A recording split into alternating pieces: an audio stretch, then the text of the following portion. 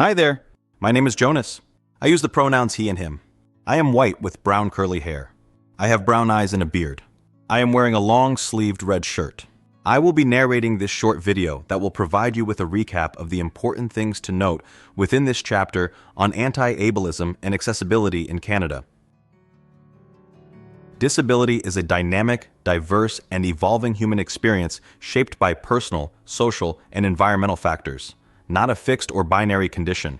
Contemporary definitions emphasize disability as a natural part of human diversity, challenging medicalized interpretations and instead embracing broad, inclusive, and intersectional understandings.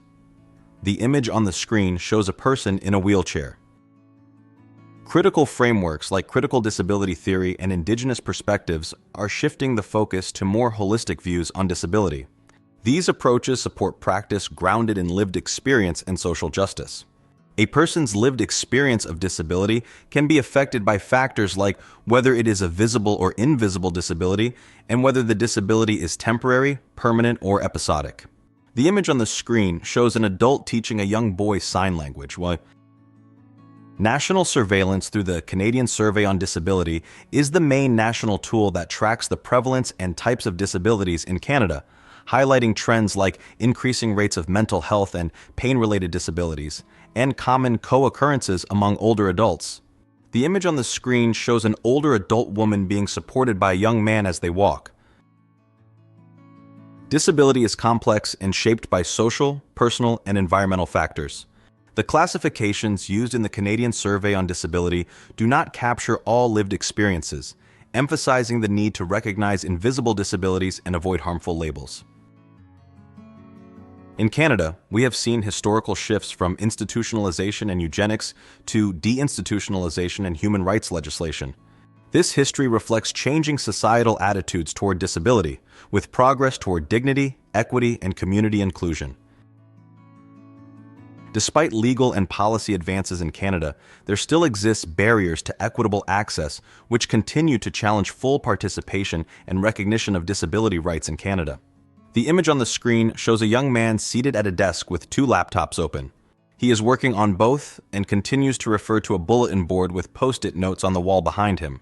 This is a memory strategy often used by people with cognitive and memory-related disabilities. Accessibility is multifaceted, involving physical, communicative, attitudinal, and systemic factors. Ableism persists across education, healthcare, sport, and mental health, creating barriers to participation and reinforcing stigma. The image on the screen shows the word ableism and someone writing the word barriers next to slips of paper identifying different barriers to accessibility. Moving beyond accommodations to inclusion and equity requires systemic redesign of environments and policies, rejecting us versus them divisions and fostering true social inclusion based on recognizing disability as part of universal human experience. There are numerous practical steps for building a pathway forward to create a barrier-free society. Some of these include engaging in disability allyship, adopting inclusive language practices, finding effective strategies for communicating, ensuring accessibility needs are met, seeking consent, and asking questions where appropriate.